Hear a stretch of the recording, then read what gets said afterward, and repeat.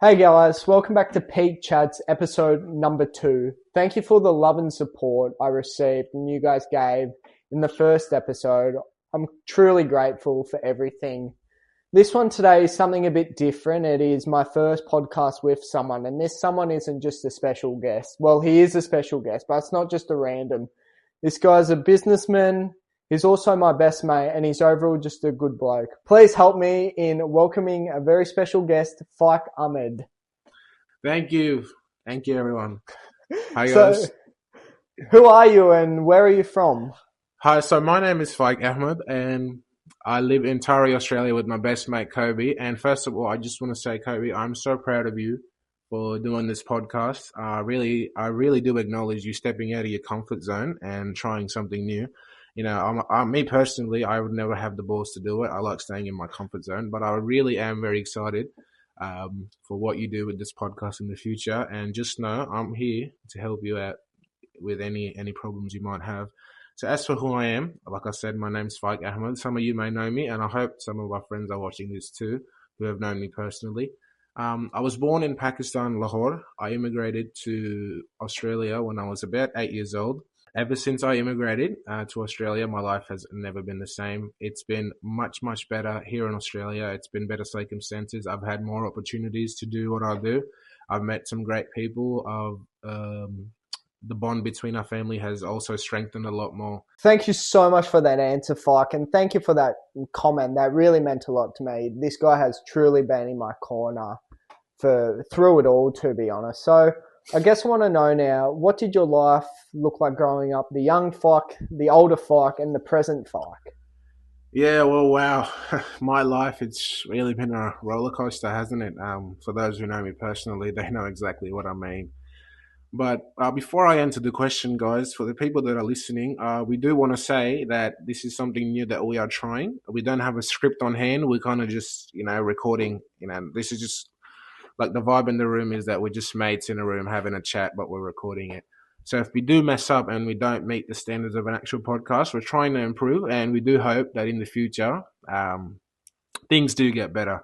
Anyways, so what was the question? Anyway, so what did my life look like growing up? So obviously I was born in Pakistan, Lahore. I do remember little bits of it, but I don't remember much. So I did come here when I was 8 years old to Australia. I joined Manning Valley Anglican College in Cundletown in year 4. And the first few years of school, I did struggle a lot because obviously it was a new language for me, and I didn't know any English at all. So the first year, I pretty much, it was a blank for me. But it was actually my friend Taj at the time, and Taj, I do hope you're listening. He helped me quite a bit. He helped me understand and read English, write English, and I believe after year 4, I did become a little bit more confident in my school studies, and I started focusing more. But yeah, year 4 for the most part, it was pretty shit if I'll be honest. After year 4, year 5 and 6, I aced my test. I aced everything. I was top student. Um, but yeah, we get into high school, and I met Kobe. I remember he came here in year 7, and oh man, my life just rainbows and sunshine from then on. Yeah, he was a great fella. I knew from the get go. I looked in his eyes, and I just knew we were going to be lovers. Like we were going to be best mates from the start. But yeah, high school it was really fun. We shared ups and downs. It was mostly ups. We had a lot of fun. It was a good time. It was a good time. We did study, and um, we tried when we had to, but we had some really, really fun moments. Isn't that right, Kobe? Oh, we had some very fun moments. I'll never forget that time Fike got stuck between the two Yeah. poles at the Oh, school. that's embarrassing. I remember when Mr. Ferguson, he had to come out with soap. It was Kobe. It was actually at the canteen. I remember my thighs. I was actually really fat at the time. This was in yeah, I think year 7. My thighs got stuck in the pole near the canteen, and Mr. Ferguson, he had to come out with soap, and he had to rub my thighs. Just, I remember this. It was a Friday. I was wearing sports uniform, and I was wearing shorts. And Mr. Ferguson, he had to bring out a bucket and some soap to get my thigh unstuck, and that was so embarrassing. But yeah, I do remember people laughing at me at the canteen line. And I do think Kobe was there. Yeah, And I definitely was fucking pissing my pants. yeah. But I'll never forget the first moment. Oh, the first time I actually met Faique. It was, I walked into English class with a teacher named Miss Palmer. And I was the brand new kid. No one knew who it was. Well, some people did, like someone like Jonty Green. I was like, oh, surely I get to sit next to him. And I just see this big fucking like 6'3" fella. And I'm just like, oh, I had to sit between him and another weird kid. Well, not weird kid, someone I didn't really know that well. And yeah, I remember I didn't know who he was, and he was talking some utter shit. Yeah, and I was like, this guy's cool. Well, I do remember Mrs. Palmer's very egregious seating plan. I remember, I think she got really angry at us because we had her in year 6 as well. So she set a seating plan for us from the start of the year, and I remember she said it was going to be boy, girl, and it was me on the left, and I had a certain girl in the middle. And then next to me came Kobe. I saw this kid coming through the door, and he was walking down. Mrs. Palmer told him to come down and sit next to me. And from then on, we became really, really good mates. Yeah, we definitely had some fun times. You said about study. I don't think there wasn't really any study involved in school. There was more just shit. Yeah. And do you ever remember that time in Castro? Oh no! when we nearly got nearly got sent home for a couple of days on a nice little holiday. Mrs. Wilson, if you are listening, man, that was the highlight of, I think it was year 11. No, year 12. Year 12, yeah. Oh, man, that was the funniest stuff. I think we were doing... We're doing a play. We were doing a play, and I had this dickhead on my team. And, oh, man, I remember it was me, you, Tom... Callum and Taj. And Taj, yeah. Oh, bro, and... Like our play, it was meant to be like, what was it meant to be? You remember? It was an animal in like a bad environment. Yeah. So like an animal that had been brought up in a bad environment. And we did some egregious shit that, I'm not going to say it was a little bit inappropriate, but I remember Mrs. Wilson, oh man, she just got pissed. And I remember, bro, for some reason, she sent me out only. She had to talk to me. And I started crying. I wasn't actually crying. I started crying fake. Mr. Mr. N is the Christian studies teacher. I remember he came out and he was laughing his ass off. It was funny as. But yeah, we did study when we had to. Obviously when there were assessments, we did pull all-nighters and finish them. But that was around the time of ChatGPT.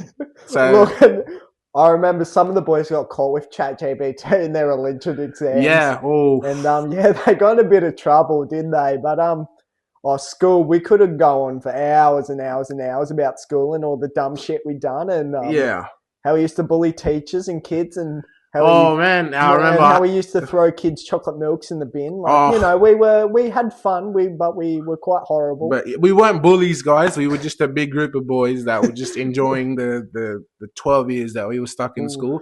But we had a good time. We met some lovely teachers. We had some bad blood with some teachers, but we did make out. Well, I had some bad blood. Yeah, we didn't actually make out, but we made out with we got friends. We became better friends at the end when we did. Yeah. I ended up graduating. I just guess. Do you remember that time in English when me and you actually decided we'll have a wrestling class? And we snapped the fuck out of the chair. Oh, and bro. we ended up with Mr. Lawless. Oh, that was... No, I remember it was after the recess or lunch. I was sweaty as, and this kid, I don't know why he jumped on me, but we snapped the chair, and I was fat. Like and I was too. Yeah, bro. Like, I'm 68 kegs now. I was 102 back then. I was like 130 kilos. This kid jumps on me, and obviously the chair snaps. And I was Mrs. Edie, wasn't it? Yeah, she lost the fucking shit, bro. She snaps. She snapped, and then she sent me out. The first time I seen her actually go red and angry, but yeah, she sent me to the. What was it? The middle, middle room, like in G block, the naughty corner. Yeah, and then Mr. Lawless came in. I was shitting myself, and Mr. Lawless, he gave me the talk of my life. I'll never forget it. He did say some motivational stuff that helped me improve. But it didn't really, because when I got sent back, we started wrestling again. But yeah, this is school related. Yeah, but this is actually out of school. Yeah, I think as soon as you hear Sydney camp bathroom. Man, those are the Do good you know times. where this is going? Yes, I do know where it's going, and I think we shouldn't really talk that much about school because you're interviewing me, and Yeah. I want to move on to. So obviously, we graduated school in 2024. After 2024, we had a family business. It was a BP servo up at Town. We had that for about 2 years, and then we ended up selling that off. So when I did graduate, I was working there full time, but we ended up buying the kebab shop at Manning Mall. And yeah, I've just been working there every single time. I've seen pretty much my entire class, pass me by, say hi to me, all my teachers, all my fellow classmates, the kids below me. I've been working there every single week, every single day. I do have the occasional one day off a week, but that's kind of just been, my present life. Um, yeah, Oh, thank you for that, Fike. That was definitely brought back some very, very special memories and yes, some, yes. yeah, some very cool times. So I guess I just want to know, well, obviously I know what you do now, but the world wants to know, what do you do now? Like, What what's do I the do? present Well, Fike doing? yeah, I did answer this question like 30 seconds ago, but for the sake of the podcast, so currently I've been working at the kebab shop. I'm a very well-established businessman with my brother. We run the kebab shop together. It's the kebab shop in Manning Mall, guys. So please, if you do come down, come and see me, guys. I'm currently on the night shift. If you do see me down there, guys, come down, and if you're a good mate of mine, I might give you a free kebab. Um, but yeah, what I do currently, I do enjoy it. It's all right. It gets a bit repetitive at times, especially because I've been working, every day for the past like 2 years, coming up to three. But it's a fun job. I'm used to it. I've been working at kebab shops, servos, and the stereotypical, brown person working at servos. That's kind of the stereotype. But yeah, what I do right now, I do enjoy quite a lot. Obviously, it's a family business, so I do it with my brother as well.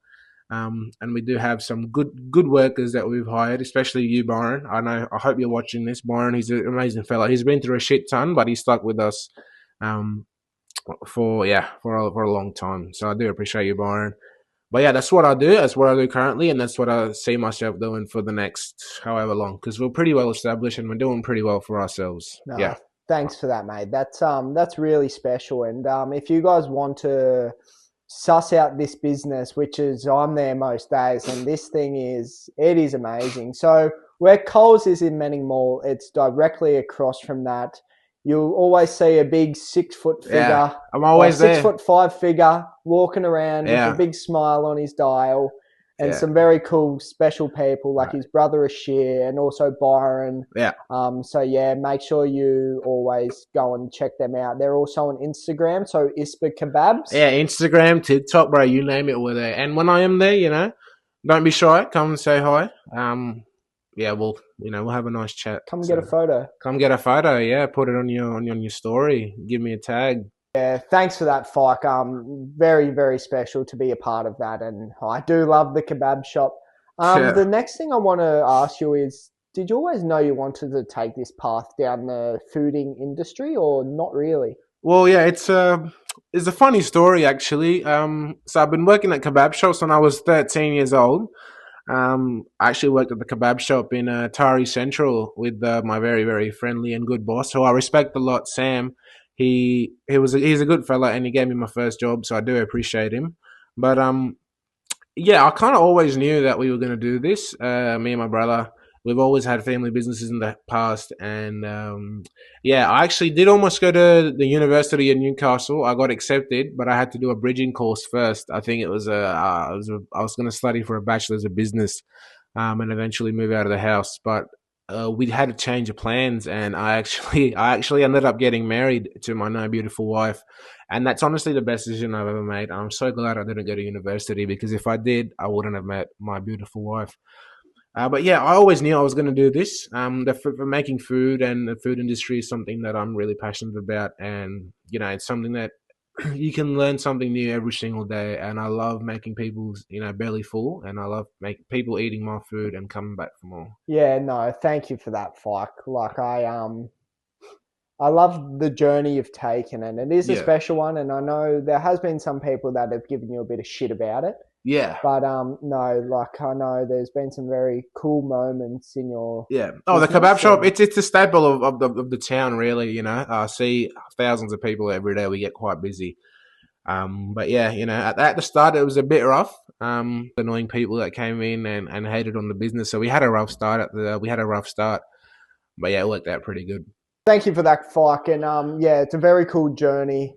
The next part of this is delving into the valley. As most of you know, the valley is the bottom. It is the bottom of the bottom, the lowest of the lowest, and yeah, and everyone gets stuck here at least once in their life. And Yeah. so, Faique, what do you reckon's been your lowest point?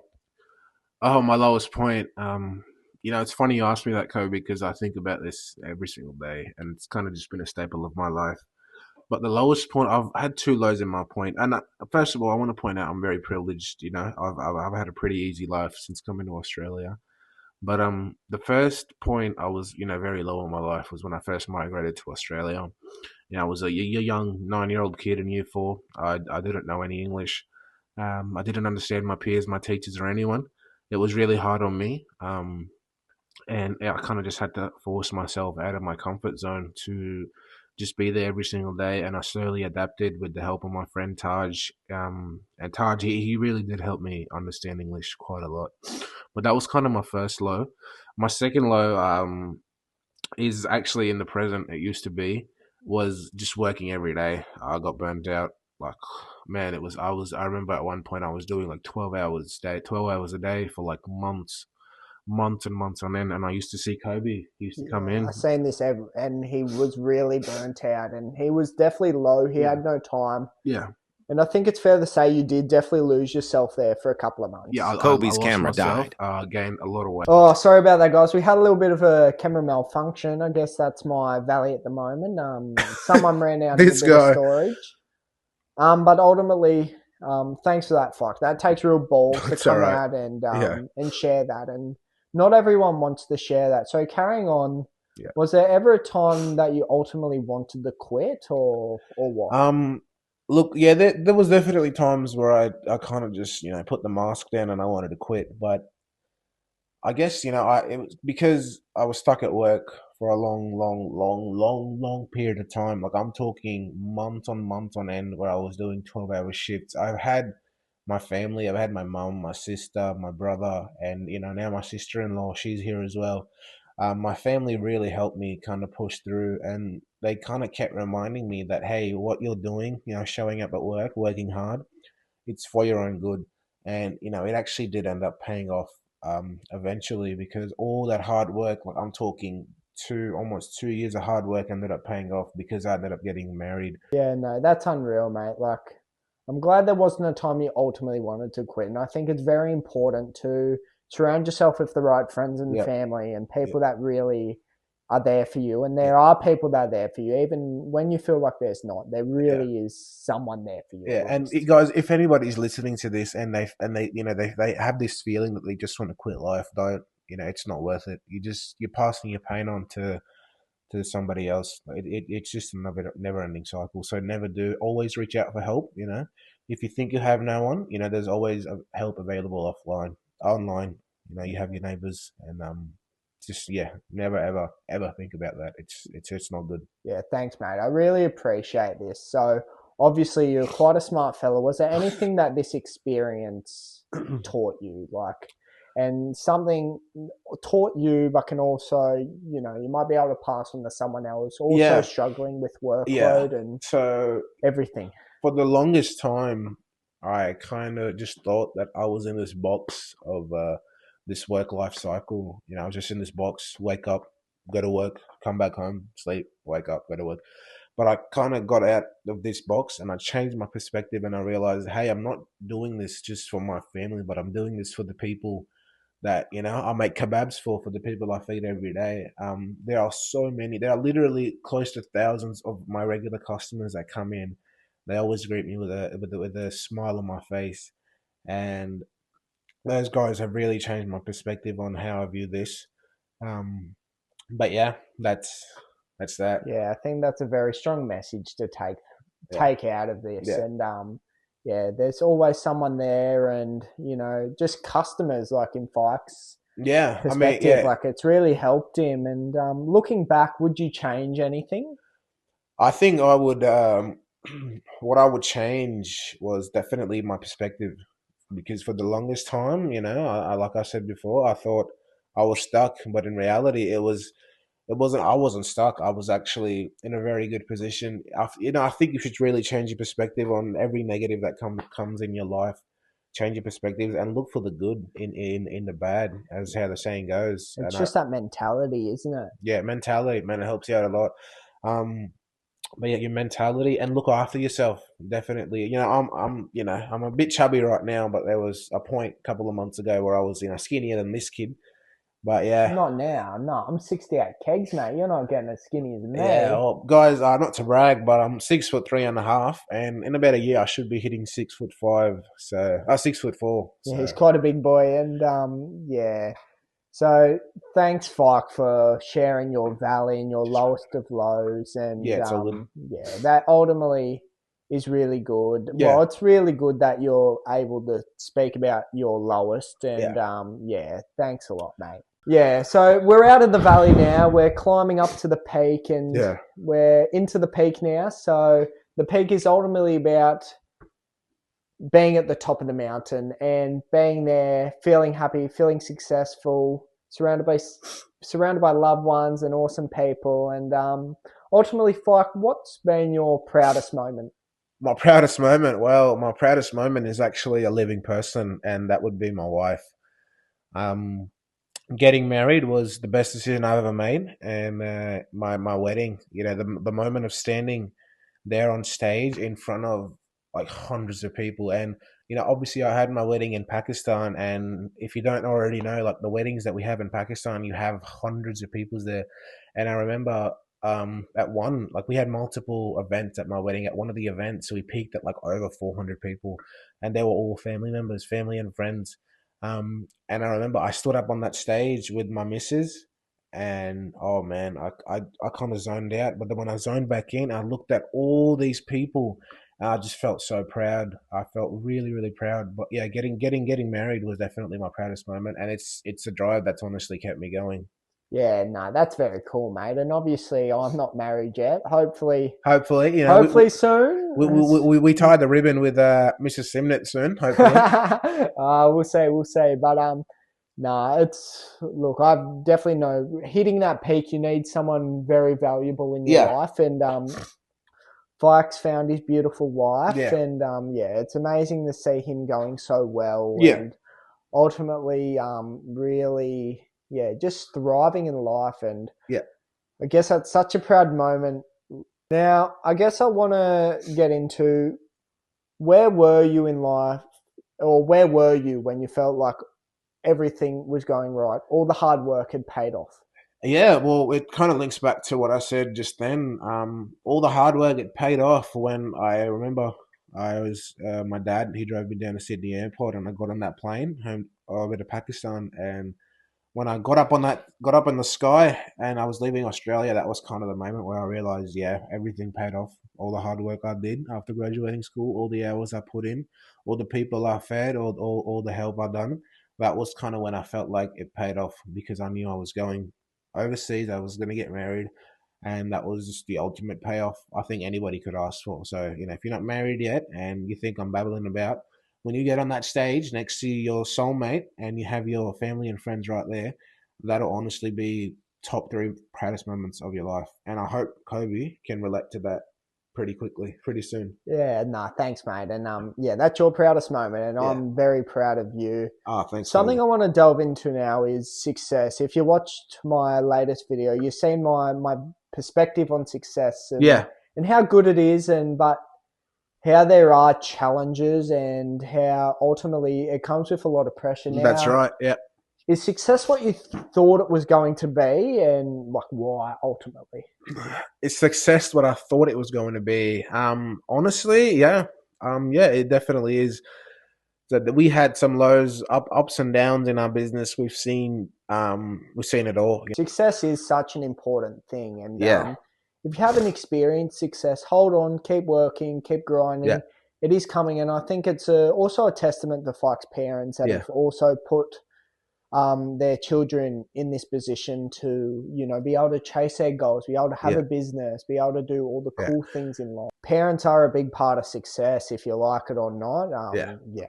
Thanks, Faique, for sharing your peak with us. Yeah, that Yeah. truly means a lot, and it's very cool to learn about success in a business perspective. Now I want to talk about something a bit different, life outside of the business. What's something you do that ultimately keeps you grounded? Yeah, well, life outside of the business, I do spend, literally most of my day at work.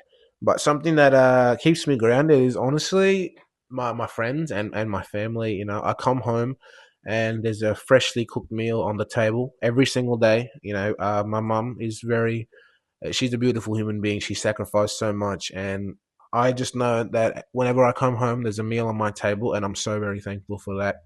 That kind of keeps me going because the second I step foot into the house at night time when I finish my work, and I come home and I see my mum there waiting for me, that kind of just reminds me, hey, this day is worth it. There's someone at home that cares about you, and there's someone overseas that cares about you as well, which is my wife. She's currently overseas, and she'll be here with me soon. I do hope. Other than that, I essentially I like to go on walks. It doesn't look like it right now, but yeah, I walk to work mostly when I can. Yeah, it's a pretty long walk, and I actually do go on walks with Kobe as well. We go on the walk at what beach? What is it? It's a river. It's the riverbank, and it's super cool. Yeah, It's a it's a nice beautiful walk. walk. It's a beautiful walk. I remember we used to, well, we still do essentially when we have time. We walk on the bridge all the way, Martin Bridge and Taree. We walk at the end, and then we walk all the way down at the river, and we walk. It's the botanical Yeah, gardens, yeah, isn't yeah. it? Through the Yeah, gardens. yeah, it's a beautiful walk. We do it at night time mostly, and yeah, it's beautiful. That's kind of what keeps me grounded. I've got my mate Kobe always. He's literally one call away. I give him a ring. I tell him, "Hey, Kobe, we're going for a walk," and he says, "Oh, fuck, oh, okay," and yeah, that's what keeps me grounded. I do not do that, ladies and gentlemen. I do Nah, not do that. But yeah, it is very important to have something like yeah, that keeps you grounded. yeah. And thanks, Fuck, for that. So ultimately, what do you try and improve on? What do I try and improve on? Well, it's mostly my kebab making skills. They're pretty bad guys. No, they're actually elite top tier. They're very good. But yeah, jokes aside, guys, what do I try and improve on? It doesn't look like it, but it's my health. Um, I remember back in November before I got married, before the wedding, I lost so much weight. I was like 88 kilos. I was skinnier than this kid at the moment. But yeah, that was when I really focused on my health, and I dimmed down quite a bit. But ever since I came back from the wedding, I kind of just been laid back and not been focusing on my health. But I do try and improve on my health every single day. I walk home. It's a long walk from here to work. It's almost a 3 kilometer walk.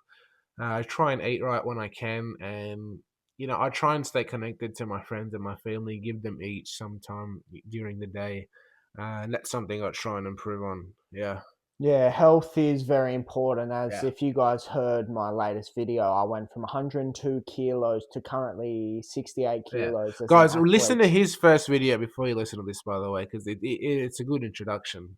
Yeah, so is there something that, and this happens quite a lot, that you're grateful for, but something that you ultimately take for granted? Something that I'm grateful for, but I take for granted. Yeah, there's a lot of things, but it's honestly my business. My business is something that we take for granted every single day, and if I hope nothing happens, not I hope nothing bad ever happens, but yeah, the business has really kept us and our household stable for coming up to 3 years now, and that's something that I do take for granted. Without it, I think we'd be in a very, very rough spot. But yeah, that's something that I take for granted. Yeah. Yeah, Ultimately, guys, if you come into this podcast, this isn't about, this isn't an interrogation. This is about just having a chat with mates, and it's yeah, just videoed pretty much. It's just like you get them little hackers phone calling you. This might be recorded. This yeah. is all this is, and it's getting posted. So, yeah, Yeah, and well, I Kobe, know. if you come on this podcast, guys, he's a pretty cool dude. He's a chill dude. He's not ever gonna judge you. I've known him for too long now. Yeah, so he's a Too good fella. long. Yeah, Yeah, thanks for that, Fike. So that's we're coming to the end of this podcast yeah, now, and I just really want to thank Fike for his time. yeah, His time is very poor.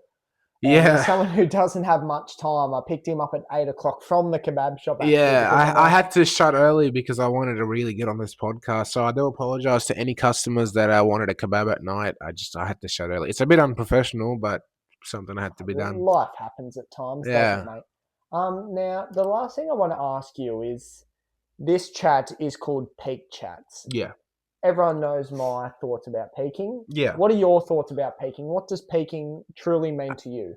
What does peaking mean to me? Honestly, peaking it's honestly about yourself more than others because It's just about reaching that mountain and all the obstacles. yeah, that mountain. When you reach that mountain, Yeah. you really you feel like you're on top of the world, and things really do take a turn for the better. So if you do end up ever seeing, you end up being so fortunate to see that mountain, it's a really good thing. Yeah, But ultimately, don't get caught up in that moment being on the peak because it Yeah. doesn't last forever. no, don't It take might, it for it granted. might not, but the reason you start taking it for granted Yeah, is the reason it all turns to shit. That's right. So thank you so much for that, guys. Thank you, Yeah. Faique. No problem. Please share this with all your Yeah. friends and And family. I do want to have a sorry for interrupting, Kobe. I No, want to no, have you're a right. quick little side thing. This is an experiment, which we're seeing how we go. And eventually we're going to try and turn this into something big.